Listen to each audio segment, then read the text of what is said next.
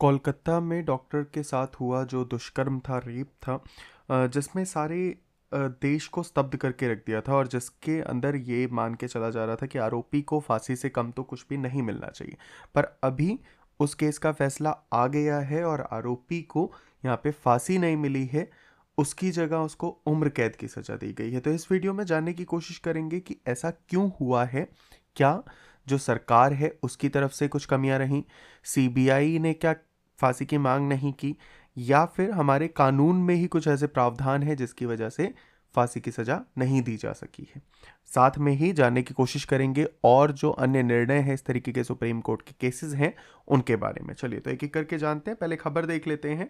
RG Kar medical college में जो doctor थी उनके साथ दुष्कर्म हुआ था और उसका जो दोषी था उसको कोलकाता की सत्र अदालत ने आजीवन कारावास की सजा सुनाई है, उसको मृत्युदंड नहीं दिया गया है।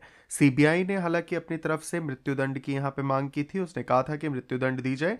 वहीं पे जो बंगाल की मुख्यमंत्री हैं ममता बनर्जी, उन्होंने भी हत्यारे के लिए मृत्युदंड की मांग की थी। पर सत्र अदालत का मत ये था कि यहाँ पे जो मामला है ये दुर्लभ से दुर्लभतम मामलों के सिद्धांत को पूरा नहीं करता है। ठीक है, इसी कारण से इस मामले में इस आरोपी को फांसी नहीं दी गई। तो जानते हैं कि ये दुर्लभ से दुर्लभतम मामला क्या है। देखिए, दुर्लभ से दुर्लभतम मामलों का जो सिद्धांत है, चंद सिंह बनाम पंजाब रायवाद 1980 में सर्वोच्च न्यायालय ने इस सिद्धांत को दिया था, इसकी उत्पत्ति हुई थी।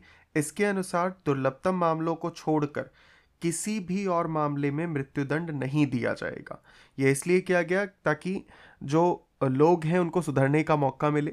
ठीक है, अगर किसी से किसी क्षणिक आवेश में आके कोई क्राइम हो गया हो, किसी कारणवश ऐसा हो गया हो, किसी की मृत्यु हो गई हो, तो उनको बचाया जा सके और उसको सुधरने का एक दूसरा मौका दिया जा सके। ठीक है, मृत्युदंड देने से पहले प्रकृतिपूर्ण और सहानुभूतिपूर्ण परिस्थितियों पर विचार किया जाना चाहिए। अब ये प्रकृतिपूर्ण और सहानुभूतिपूर्ण परिस्थितियां क्या है? देखिए, प्रकृतिपूर्ण परिस्थितियां पूर्व नियोजित, सुनियोजित और क्रूर हत्याएं, असाधारण क्रूरता जिसमें हुई हो, इस तरीके की जो भी हत्याएं होती हैं, या कर्तव्य का निर्वहन कोई व्यक्ति कर रहा है, जैसे सार्वजनिक सेवक है, पुलिसकर्मी है, सशस्त्र बल के जवान हैं, उनके विरुद्ध जब ऐसा कुछ होता है तो उसको हम इसके अंदर सहानुभूतिपूर्ण परिस्थितियां।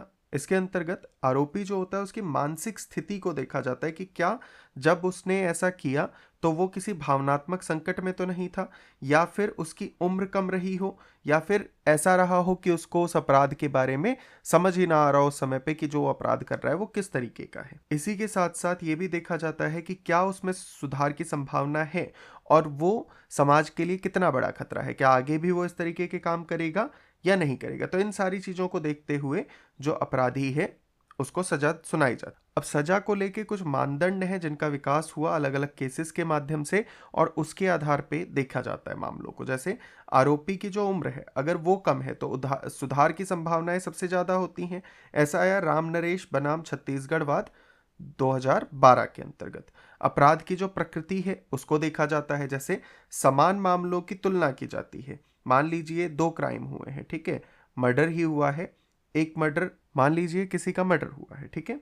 अब इस मामले में सजा सुनाई जानी है, तो अब तक जितने भी मर्डर के उस तरीके के मामले हैं उन सबको देखा जाएगा और इसमें देखा जाएगा कि क्या ये जो मामला है ये इन सबसे अलग है, हटके है, और क्या ये उनसे ज़्यादा क्रूर है, ज़्यादा जघन्यता की श्रेणी में आता है। यदि ऐसा होता है कि ये जो मामला है ये इन सारे मामलों से ज़्यादा जघन्य है तो उस केस में उसको अलग माना जाएगा, अन्यथा उसको नॉर्मल ही माना जाएगा। ठीक है, तो ये इस तरीके से अपराध की प्रकृति को देखा जाए। इसी तरीके का एक वाद है शंकर किशन राव खाड़े बनाम महाराष्ट्र राज्य 2023, मच्छी सिंह बनाम पंजाब राज्य 1983 में एससी ने माना कि उन मामलों में मृत्युदंड दिया जा सकता है जहां समाज की जो सामूहिक अंतरात्मा है इतनी आहत हो गई हो कि न्यायपालिका से मृत्युदंड लगाने की अपेक्षा की जाती हो। ठीक है, हालांकि अगर हम इस मामले में देखें तो काफी हद तक ये जो कंडीशन है